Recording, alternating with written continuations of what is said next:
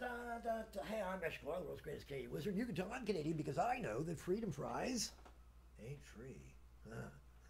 If you don't know why that's funny, you're not Canadian. So today I want to talk about hell. I'm going to conclude my series called Mything Persons on supernatural people, places, and things, and traditions. And I'm going to conclude it with a thought experiment. In World War II, there was a camp, prison camp, for Allied flyers, some of the Polish intelligentsia, what we would today call high-profile prisoners.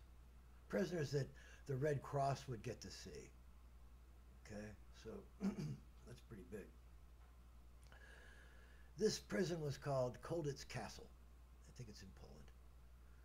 And Colditz was a maximum security detention center for high-profile prisoners. I just said that right. There you go, Mom. So, in it, conditions were rough, but bearable.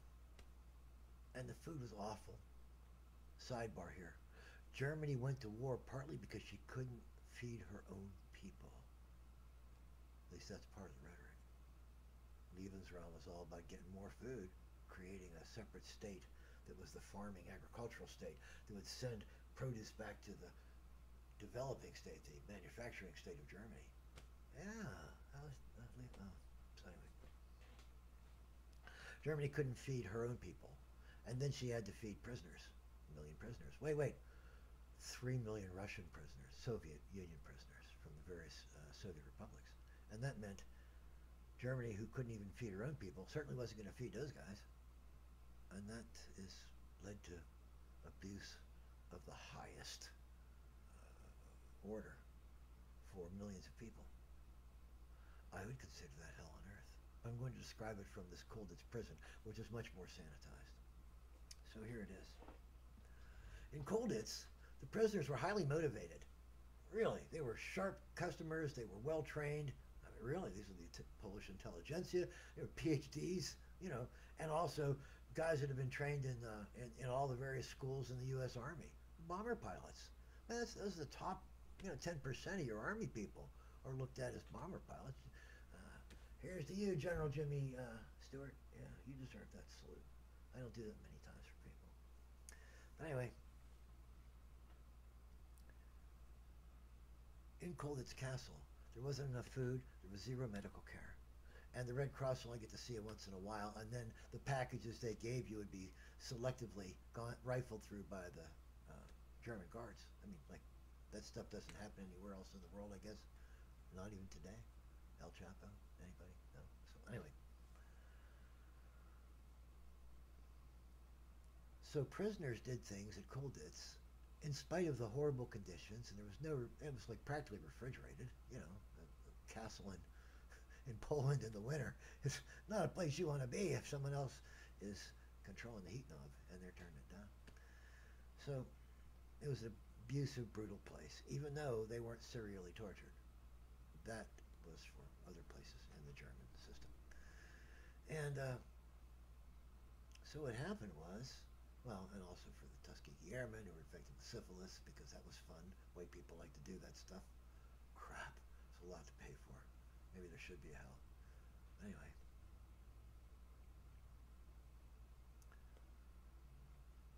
These prisoners managed to have an existence.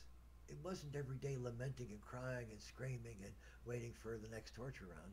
It was every day thinking like, okay, maybe I'll get the extra cup of water today, because once in a while there's an extra cup of water at the bottom of the barrel. Once in a while there's an extra potato. Potatoes and water were like the standard food toward the end of the war. You'd get like one of those old milk cans, the big ones, with you full of water and potatoes. And that was your dinner for the day, your food for the day, for all the prisoners in your barracks. So he would, and that's nothing like the turnip winter. There's another story that you should look up. Google the turnip winter, and you will be amazed and entertained vastly, engrossed in the story. So, but these Allied prisoners and the Polish intelligentsia that they were allowed to associate with a little bit came up with the wildest plans. They developed a radio that they could broadcast radio messages. It's the genesis of the Hogan's Heroes idea. These guys were really doing this stuff. They built a glider to escape from the tower. They dug underground tunnels, I think 3 different times, and the third time they escaped. But the first 2 times were found by Germans because they dug underneath guards. We're going like, what's this? The ground's going. And they planned dead reckoning, making turns underground, digging with spoons. Oh, jeez. So anyway, and in that world, they had good days and bad days, living this terrible, awful existence in the dark, digging out little bits of dirt with a spoon, living in pain. That was your life. And water and potatoes was your food. Now, that seems pretty hellacious to us. I mean, freezing cold in the winter, desperately hot in the summer, you know. But especially during the war, because look at the weather reports for the war. We had some of the coldest winters on record and some of the hottest summers. So imagine what that was like. It was like God himself frowned upon the idea of making war. We should do that today. So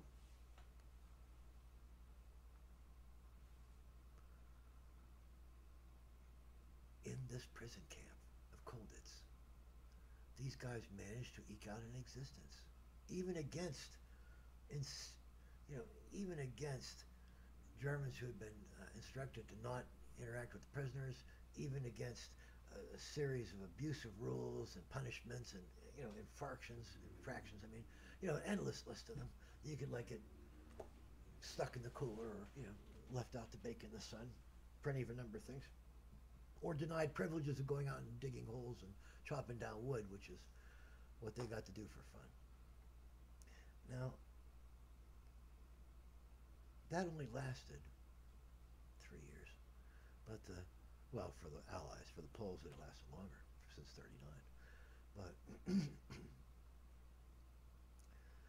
even in this relative hell, these men managed to eke out existences and pick out a hierarchy and decide who was going to wash the whatever they got to wash and whatever water they had to wash in, who was going to do this, who was going to...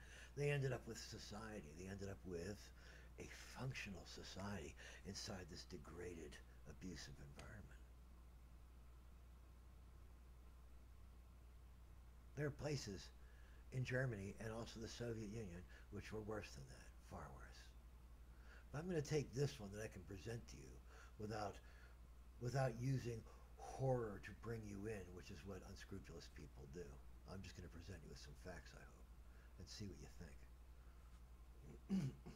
So at Colditz, you could say that was hell on earth. There are worse hells. Just like in Buddhism, there are 9 hells, I think, right? And they're different, and some of them get worse as you go on. So Colditz was pretty bad.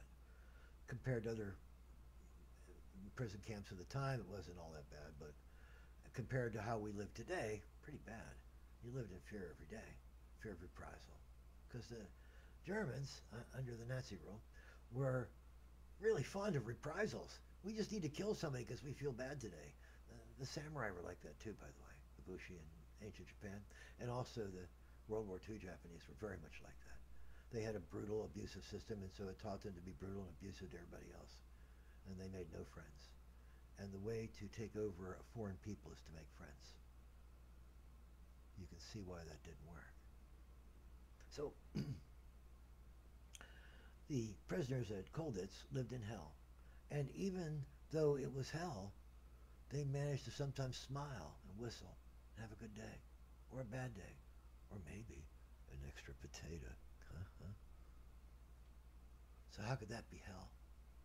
The human condition, that's what this is called, this adjustment to any level of abuse or any level of environmental depravity, or deprivation, I should say,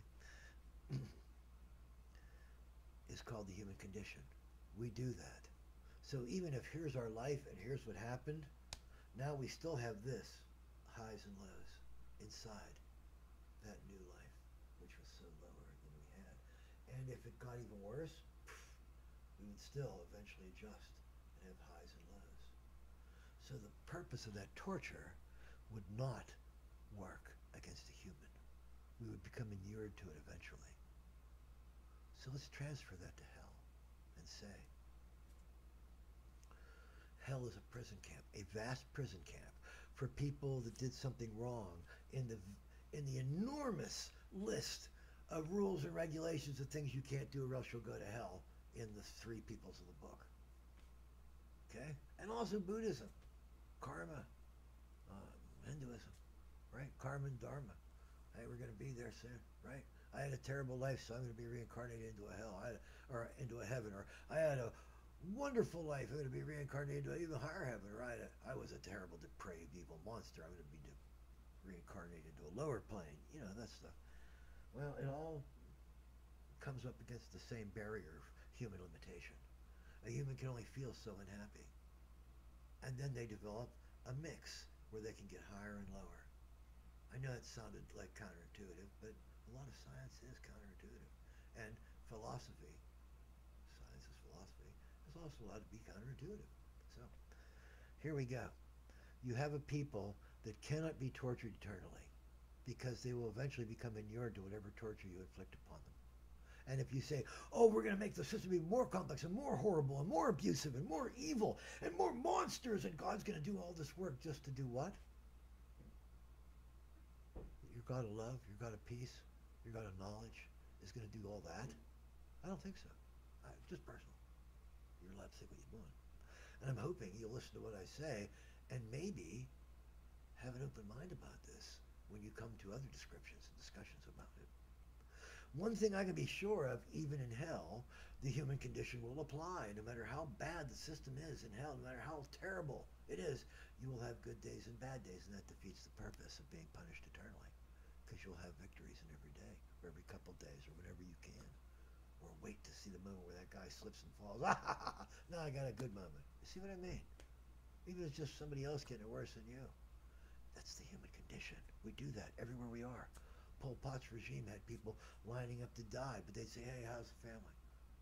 Because we're humans. We're not ciphers that you can say, oh, we were all tortured to death by demons pricking us in the bum. And I want to say something about the people that present it like that. I use that allusion, I borrow it from the Blackadder, which was a sometimes wonderfully intellectually comedic television program. And sometimes just as stupid as anything. But anyway, Rowan Atkinson is uneven, but golly, wonderfully talented. So, any hell that you can conceive of, that we can conceive of in this thought experiment, is a hell that people can adjust to. Oh, they chop off your hands every day. Yeah, they did that in Belgium too. Did you not know the story?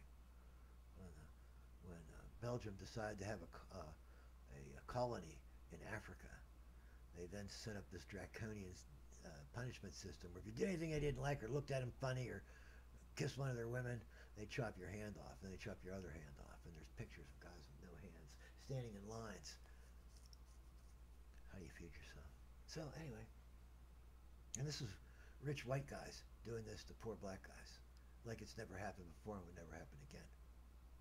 It was the most entitled people on earth acting like monsters as a codified system of monstrosity, abusing innocence, abusing the poor for no benefit at all, just because they dug it.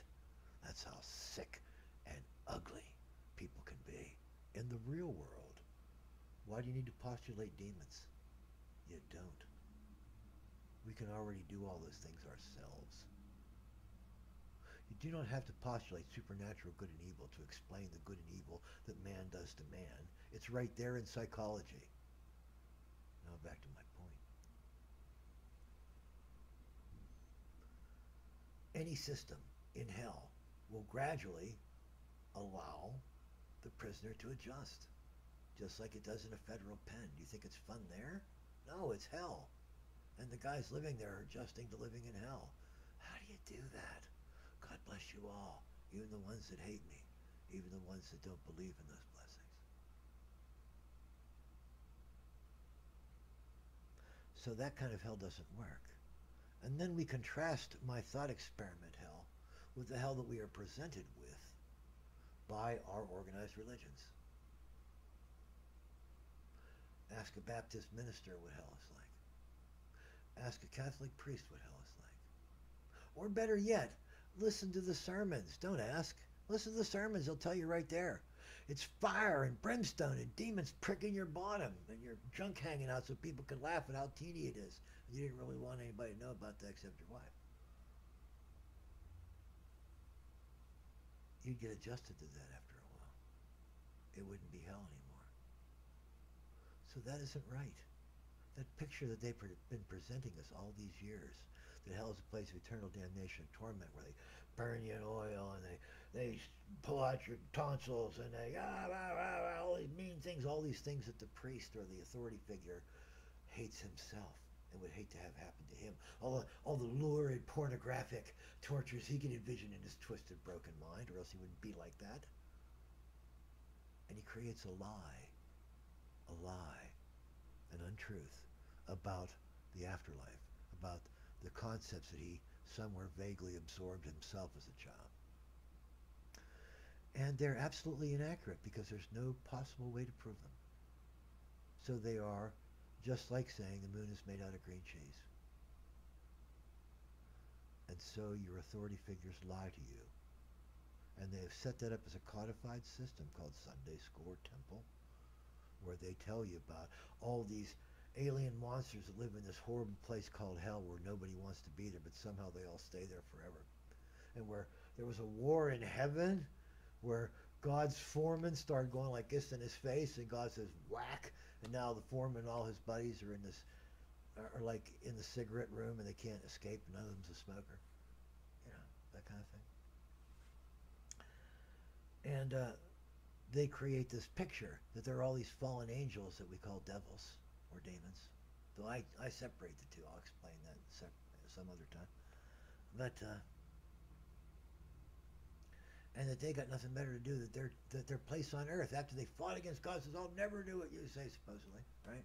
Now they're saying, yes sir, God, and they prick you in the bottom. You think an angel wants to spend his day pricking humans in the bottom? Come now. A creature that glorious, pardon me for using the expression, all glory goes to God, but still, a creature that marvelous, spending all its time thinking up new ways to torture humans forever. Come now. That's less likely than life on other planets. A lot less likely. And I don't believe in life on other planets. I have reasons for that, which I'll present in another video, but not on mything persons, of course. That's on science.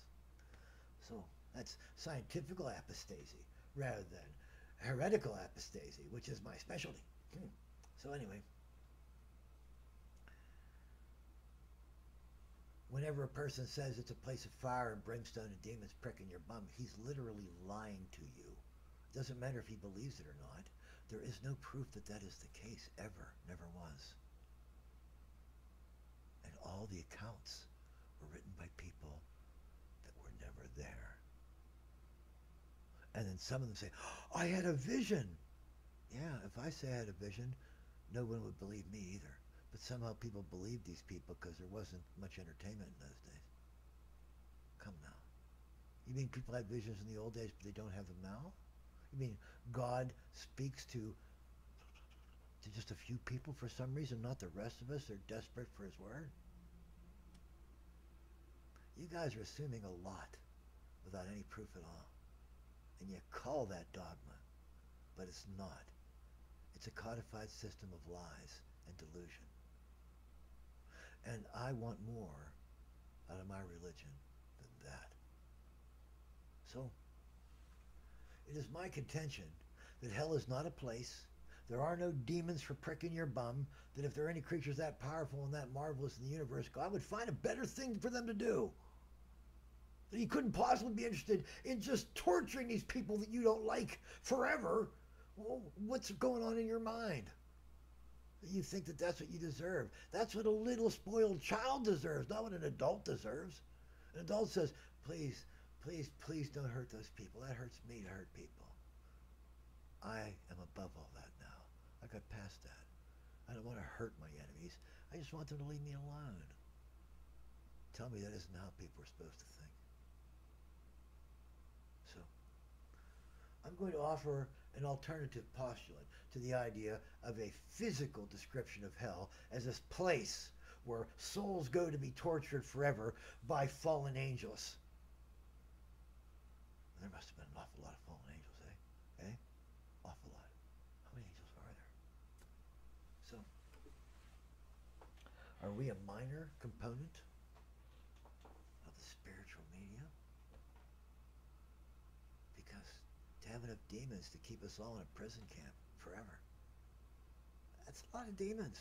And they're going to have some kind of rotation, don't you think? Get a job, go home, see the wife, right? Smoke a fireball, drink some spiced beer.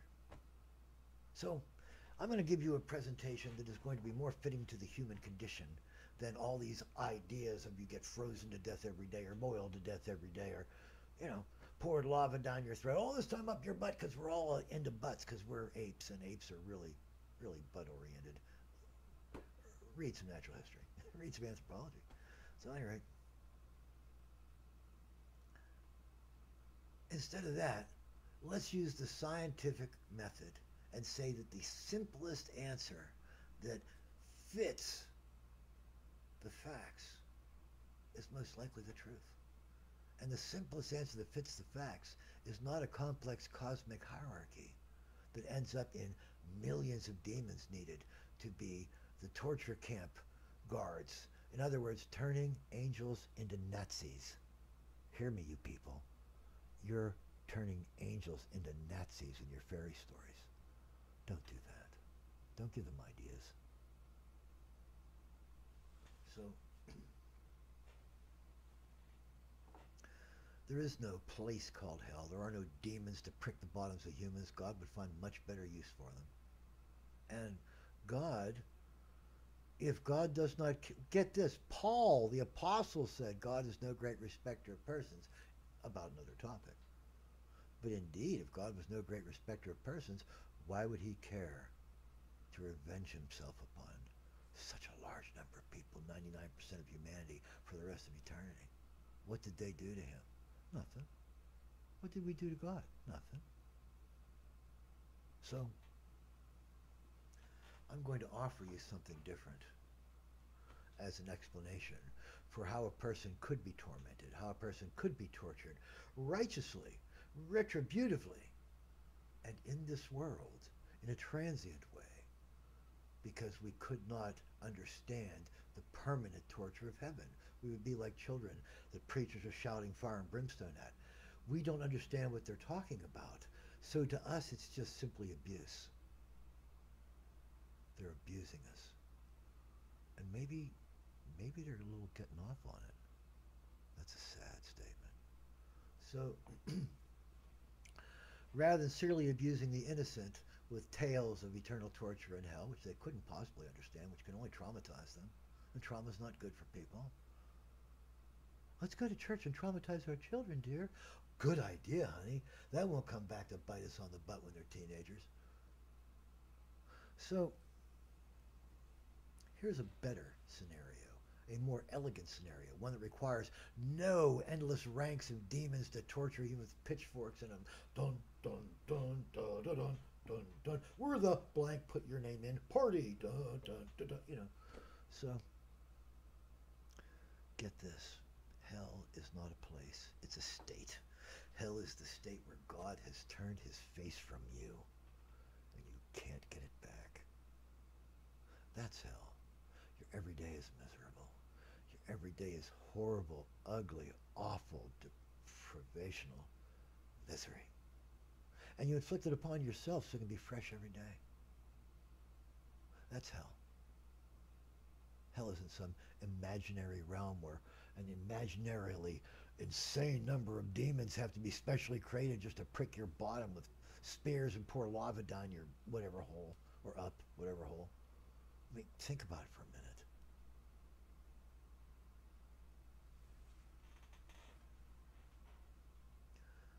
And this is Eshkalar.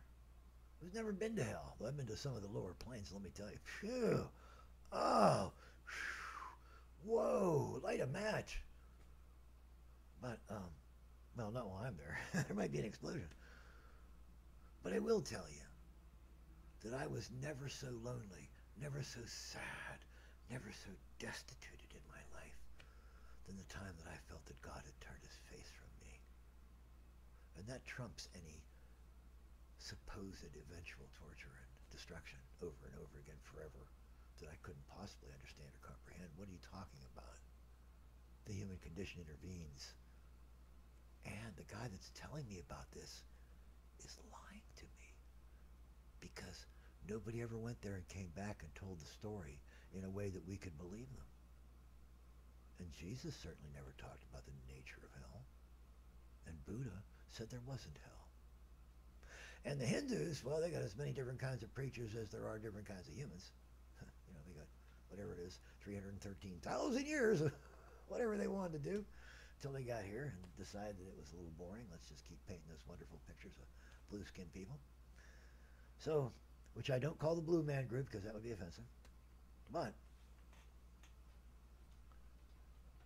there is no hell. My postulate, my thought experiment has concluded with the concept that there is no hell. There is no ability to eternally torture a human soul. You'd have to specially prepare it. And if you're going to go to all that effort, then you're the villain, not the evildoer. Then you're just, let's see what I can think of to torture this person today, and drooling at it. Come now. That's not my God. Is that your God? Hope not. Maybe that's the God of the blank, put your name in here party, but it's not the God of my holy, sacred blank here party. You know what? If you closed your eyes and did this, you wouldn't be able to tell them apart. So this is Eshkalar. And I'm telling you truth today. And you're not going to believe me. And that's okay. What I want is for you to not believe the other liars too. And if you're not believing me, and you're not believing them, you're going to be a lot more even keel in your life. And if you're not fearing eternal damnation for some little thing you did because you're that kind of person that does that, which is religion's work on you kind of people, people that self-torture, and you shouldn't let them, then you could live a better life just thinking, you know what, it's not about what happens after. It's about what happens today. Today is important. And how do I keep God from turning his face from me so that I feel destituted in my soul? I do that by treating people with respect. I do that by allowing other people to differ in opinion from me because we're equal. This is Eshkalar, and this concludes Mythic Persons. I think I did a pretty good job today. I threw wide darts at every single aspect of society and government, and they all hit the bullseye. I think I've completed my life now, and I will, maybe, as a reward from the forces of chaos, be allowed to sneak back to Patrol for a while and see my girlfriend. Because I've been trapped here for 68 years and haven't seen her for a long time. I bet she's got another boyfriend. This is Eshkalar, signing off.